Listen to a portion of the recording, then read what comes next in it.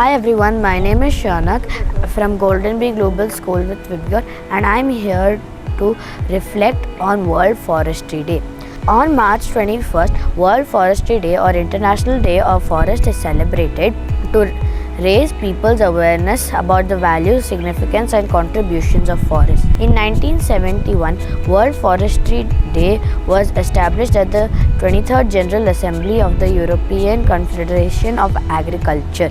On 21st March, the autumnal equinox in the southern hemisphere and the vernal equinox in the northern hemisphere was chosen as the day to be celebrated, offering information about the three key facts of forestry: protection, production and recreation. Every year, World Forestry Day is celebrated with a theme. The 2023 theme is Forest and Health.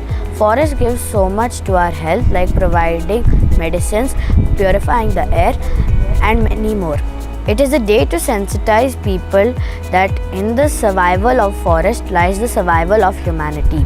This 2023 calls for giving, not just taking, because luscious green forests will provide balance and healthy environment.